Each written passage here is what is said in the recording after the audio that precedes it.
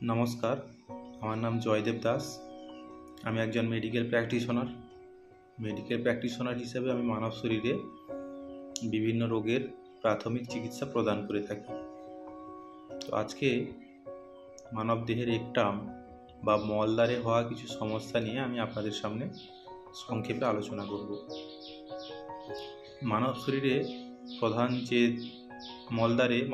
মলদ্বারে প্রধান যে তিনটি সমস্যা আমরা দেখতে পাই সেগুলি হচ্ছে প্রথমত হেমোরয়েডস বা পাইলস, এবং দ্বিতীয় হচ্ছে অ্যানাল ফিসার, এবং তৃতীয় হচ্ছে অ্যানাল ফিস্চুলা। হেমোরয়েডস বা পাইলস এর কারণ কি, কেন হয়? অনেক দিন ধরে কোষ্ঠকাঠিন্যে ভোগা, পায়খানা শক্ত হওয়া, চাপ দিয়ে পায়খানা করার কারণে আমাদের মলদ্বারের ভেতরকার থাকা শিরাগুলি ফুলে যায় এবং বাইরের দিকে বেরিয়ে আসে। ফলে মলত্যাগ করার সময় প্রচণ্ড জ্বালা যন্ত্রণা হয় এবং কোনো কোনো সময় রক্তপাতও হয়। এরপরে আসি অ্যানাল ফিসার। সেক্ষেত্রেও যদি কোষ্ঠকাঠিন্য হয় বা হঠাৎ করে শক্ত পায়খানা হয়, তখন শক্ত পায়খানা হওয়ার কারণে মলদ্বারের ভেতরকার যে নমনীয় আবরণ থাকে তা চিরে যায় বা ফেটে যায়। ফেটে গিয়ে সেখান থেকে রক্তপাত হয় এবং মলত্যাগ করার সময় জ্বালা যন্ত্রণা হয়।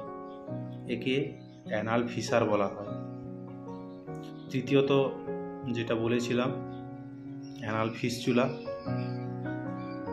মলদ্বারের পার্শ্ববর্তী কোনো স্থানে যদি কখনো অ্যাবসেস অর্থাৎ ফোড়া হয়, সেই ফোড়া হলে সেখানকার টিস্যু বা সেখানকার জায়গাটি দুর্বল হয়ে যাওয়ার কারণে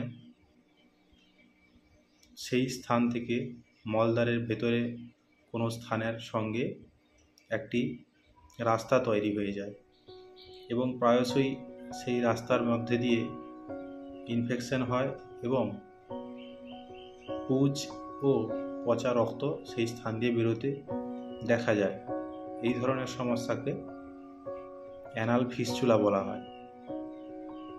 এই ধরনের সমস্যাগুলি দেখা গেলে প্রথমেই যেটা করবেন, আপনার পায়খানাকে নরম করার চেষ্টা করবেন। মলত্যাগ যদি শক্ত হয় তাহলে এই সমস্যা আরও বেশি অসুবিধা করবে। তার জন্য প্রচুর পরিমাণে শাকসবজি খাবেন, জল বেশি করে খাবেন এবং সেই সঙ্গে খাওয়ার পর দিনে 2 চামচ করে ইসবগুলের ভুসি জলে গুলে খেতে পারেন। ভিজিয়ে রাখার প্রয়োজন নেই, জলে গুলে সঙ্গে সঙ্গে তা পান করতে পারেন। এবং যদি ব্যথা বা জ্বালা বেশি হয়, মলত্যাগ করার পরে একটি পাত্রে উষ্ণ গরম জল নিয়ে তাতে 5 থেকে 10 ml পভিডন লোশন দিয়ে সিজ বাথ করতে পারেন। অর্থাৎ আপনার ওই মলদ্বারের জায়গাটিকে ওই উষ্ণ গরম জলে ডুবিয়ে 10 মিনিট বসতে পারেন। তাতে জ্বালা বা ব্যথা থেকে কিছুটা উপকার পাওয়া যায়। যদি দেখেন যে কমছে না, সমস্যা আরও বাড়ছে, তাহলে ডাক্তারবাবুর পরামর্শ নেবেন। ডাক্তারবাবুকে গিয়েই সঙ্গে সঙ্গে আপনার রোগের নাম বলবেন না, আপনি যে সমস্যাগুলি উপলব্ধি করছেন সেগুলি গিয়ে জানাবেন। ডাক্তারবাবু আপনার মলদ্বারের জায়গাটিকে এক্সামিন করার পরে তিনি সিদ্ধান্ত নেবেন যে সমস্যাটি কী। কারণ এই বিষয়টি ওনারা আরও ভালোভাবে বুঝবেন এবং ওনারাও সিদ্ধান্ত নিয়ে আপনার চিকিৎসা করবেন। কিছু কিছু ক্ষেত্রে প্রোক্টোস্কোপ বলে একটি যন্ত্র থাকে, সেই প্রোক্টোস্কোপ দিয়ে প্রোক্টোস্কোপি করে ডাক্তারবাবু দেখতে পারেন যে আপনার সমস্যা কী হয়েছে। কিংবা আমাদের কোলনকে দেখার জন্য এন্ডোস্কোপি দিয়ে একটি পরীক্ষা করা হয়, যাকে কোলোনোস্কোপি বলা হয়। সেই কোলোনোস্কোপি করেও ডাক্তারবাবু দেখতে পারেন। তাতে সঠিক সিদ্ধান্তে এবং সঠিক রোগ নির্ণয় করা যায়।